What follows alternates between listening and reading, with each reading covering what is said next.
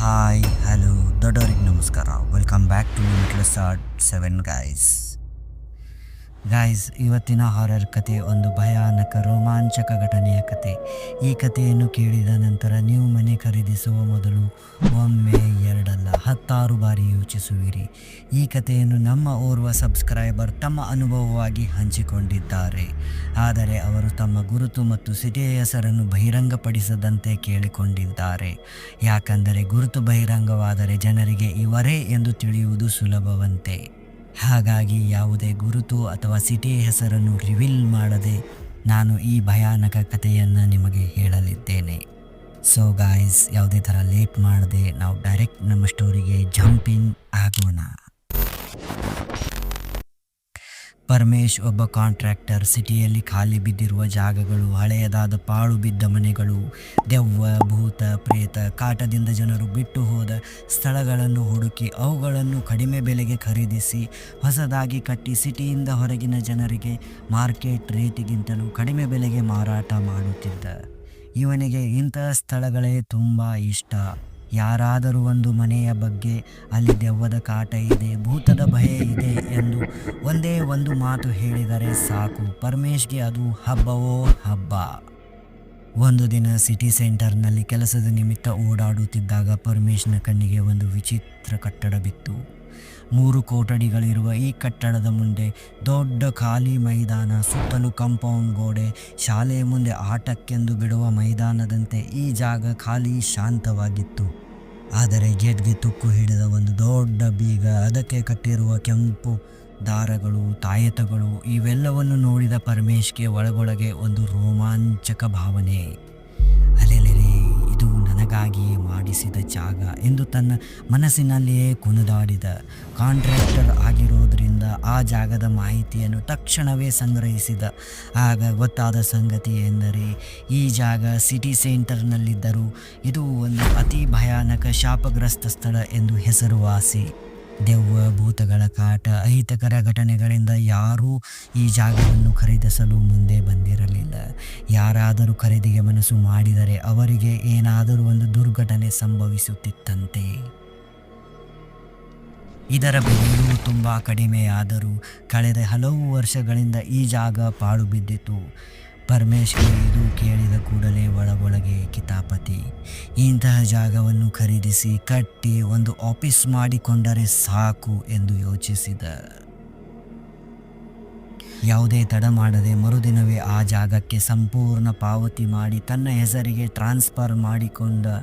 ಆತುರದಲ್ಲಿ ಆ ಕಟ್ಟಡಕ್ಕೆ ಬಂದು ನೋಡಿದಾಗ ಹೊರಗಡೆ ಕಸ, ಕಡ್ಡಿ, ಗಿಡ ಮರಗಳು ಎದ್ದಿದ್ದವು. ಹೊರಗಡೆ ಇಷ್ಟು ಗಲೀಜಾದರೆ ಒಳಗಡೆ ಇನ್ನೂ ಎಷ್ಟು ಅವ್ಯವಸ್ಥೆ ಇರಬಹುದು. ಇಲಿ, ಹಾವು, ಚೇಳು ಏನೇನೋ ಇರಬಹುದು ಎಂದು ಯೋಚಿಸಿದ.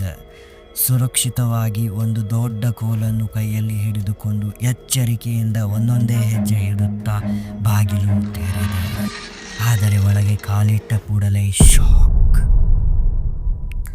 ಕೊಠಡಿಗಳು ಚೊಕ್ಕಟವಾಗಿ ಸ್ವಚ್ಛವಾಗಿದ್ದವು. ಒಂದೇ ಒಂದು ಧೂಳಿನ ಕಣವು ಇರಲಿಲ್ಲ. ಮೊದಲ ಕೊಠಡಿಯಲ್ಲಿ ಒಂದು ಟೇಬಲ್, ಕುರ್ಚಿ, ಕನ್ನಡಿ ಮತ್ತು ಬೆಡ್. 2ನೇ ಕೊಠಡಿಯೂ ಹಾಗೆ ಸೇಮ್ ಇತ್ತು. 3ನೇ ಕೊಠಡಿಯಲ್ಲಿ gas cylinder, fridge, table, bed, ಕನ್ನಡಿ ಎಲ್ಲವೂ ವರ್ಕಿಂಗ್ ಕಂಡೀಷನ್ನಲ್ಲಿ ಇದ್ದವು. ಇದು 10 ವರ್ಷ ಖಾಲಿ ಇದ್ದಿರುವ ಜಾಗವೇ ಎಂದು ಪರಮೇಶ್ಗೆ ಆಶ್ಚರ್ಯ. ಒಳಗಡೆ ಯಾರೋ ವಾಸವಿದ್ದಂತೆ ಭಾಸವಾಯಿತು. ಆದರೆ ಹೊರಗಿನ ಮೈದಾನದಲ್ಲಿ ಕಸ ಕಡ್ಡಿಗಳು ತುಂಬಿದ್ದವು. ಏನಿದು, ಒಳಗಡೆ ಚೊಕ್ಕಟ, ಹೊರಗಡೆ ಗಲೀಜು ಎಂದು ಒಳಗೆ ಹೊರಗೆ ಕಣ್ಣು ತಿರುಗಿಸುತ್ತಾ ನೋಡಿದ. ಮತ್ತು ಫರ್ನಿಚರ್ಗಳೆಲ್ಲ ಕಾರ್ಯಾಚರಣೆಯ ಸ್ಥಿತಿಯಲ್ಲಿದ್ದವು.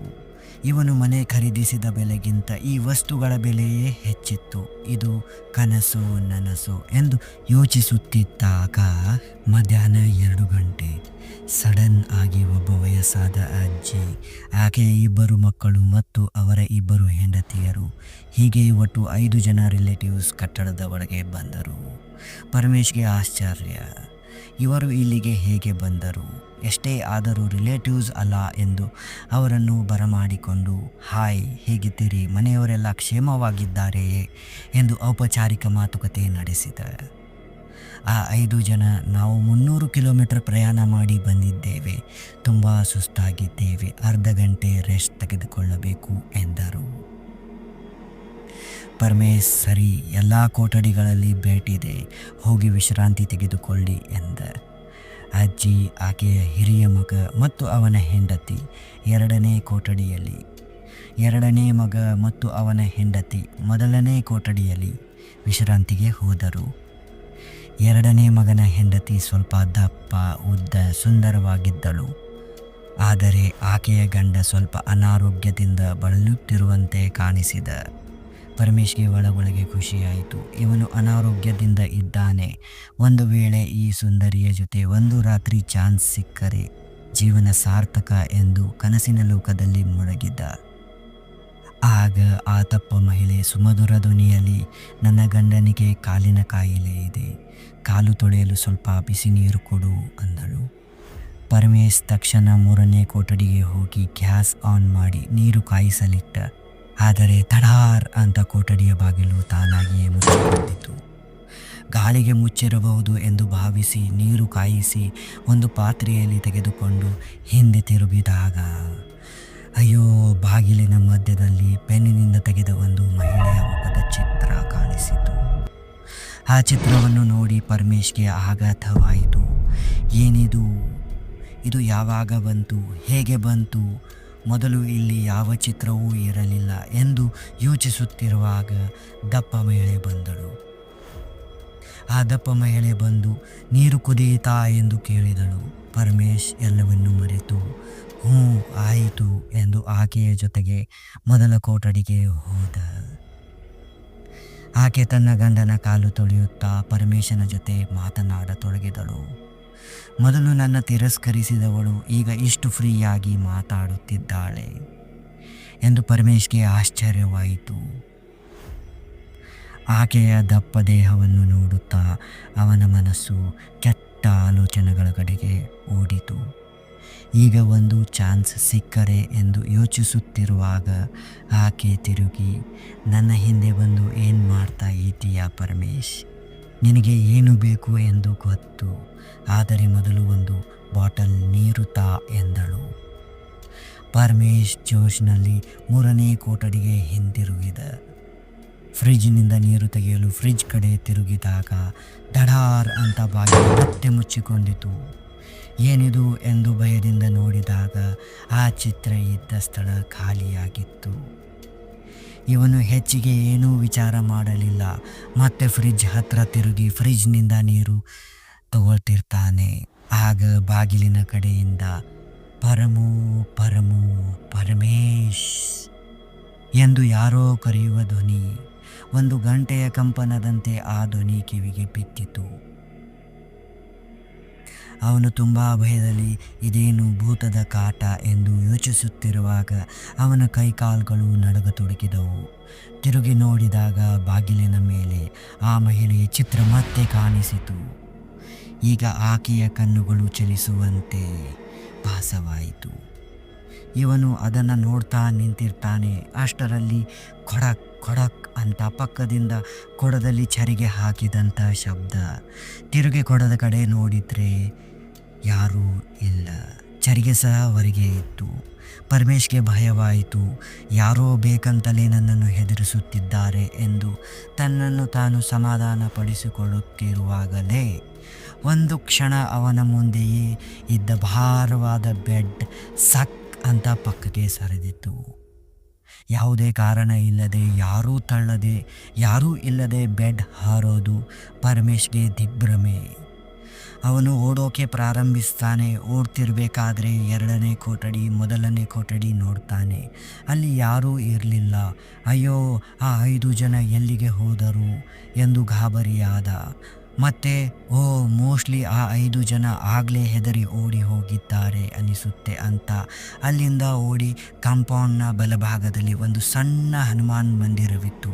ಅಲ್ಲಿಗೆ ಬಂದು ಕುಳಿತುಕೊಂಡು ಅವನು ಸೇಫ್ ಅಂತ ಗೊತ್ತಾದ ಮೇಲೆ ಪಾಪ ಆ ರಿಲೇಟಿವ್ಸ್ಗೆ ಏನಾಯಿತೋ, ಆ ಕಾಣದ ದುಷ್ಟಶಕ್ತಿ ಅವರನ್ನು ಏನಾದರೂ ಮಾಡಿಬಿಟ್ರೆ ಎಂದು ಯೋಚಿಸುತ್ತಾ ಆ ದಪ್ಪ ಮಹಿಳೆಗೆ ಕಾಲ್ ಮಾಡಿದ.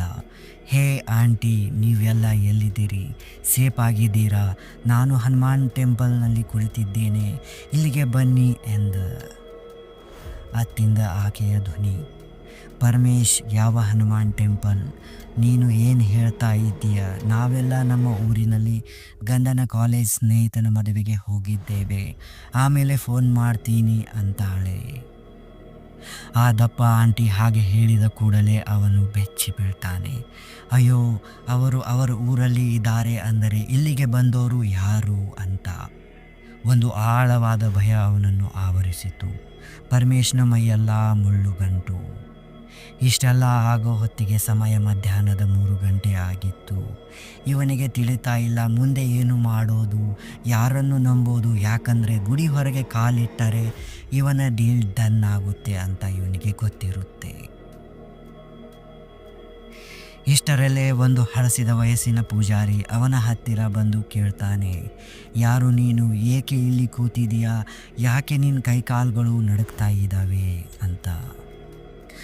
ಅಷ್ಟರಲ್ಲಿ ಪರಮೇಶ್, ನಾನು ಹೀಗೆ ಎದುರುಗಡೆ ಇರೋ ಕಟ್ಟಡವನ್ನು ಖರೀದಿ ಮಾಡಿದ್ದೀನಿ ಅಂತ ಎಲ್ಲ ವಿವರ ಹೇಳ್ತಾನೆ.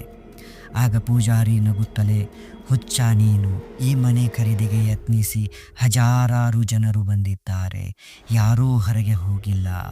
ಮೊದಲು ನನಗೆ ಮನೆ ಪೇಪರ್ಸ್ ತೋರಿಸು, ಆಮೇಲೆ ನೋಡೋಣ ಯಾರದ್ದು ಅಂತ ಅಂದಾಗ ಪರಮೇಶ್ ಕೈಯಲ್ಲಿ ಸ್ವಲ್ಪ ಅಂಗಾರ ಹಿಡ್ಕೊಂಡು ಸೀದಾ ಮನೆಗೆ ಬಂದು ಬೆಡ್ರೂಮ್ ಅಲ್ಲಿ ಇರೋ ಪೇಪರ್ಸ್ ಚೆಕ್ ಮಾಡ್ತಾನೆ. ನೋಡಿದರೆ ಆ ಪೇಪರ್ಸ್ ಮೇಲೆ ಇವನ ಹೆಸರು ಇಲ್ಲ. ಮೊದಲು ಯಾರ ಹೆಸರಲ್ಲಿ ಇತ್ತೋ ಅದೇ ಹೆಸರು ಪೇಪರ್ ಮೇಲೆ ಇದೆ.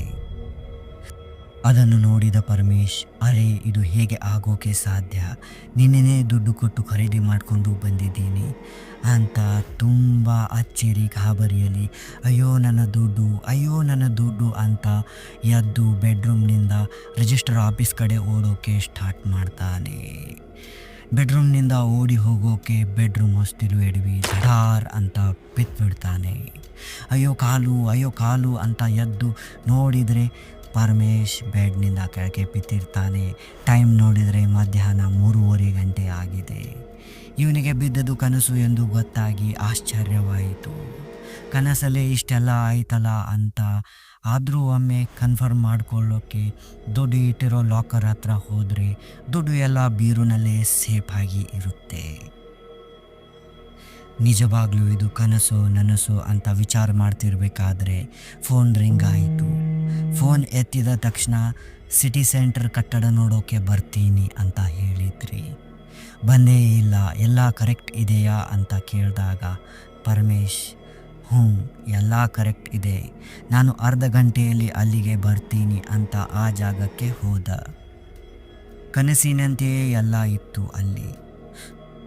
ಆಗ ಪರಮೇಶ್ ಗೇಟ್ ಲಾಕ್ ಓಪನ್ ಆಗಿದ್ದನ್ನು ನೋಡಿ ಗೇಟ್ ಒಳಗೆ ಹೋಗಿ ಆ 3 ಕಟ್ಟಡ ನೋಡ್ತಾ ಇರಬೇಕಾದ್ರೆ ಗೇಟ್ ಹೊರಗೆ ಒಬ್ಬ ವ್ಯಕ್ತಿ ಹೋಗ್ತಿರ್ತಾನೆ.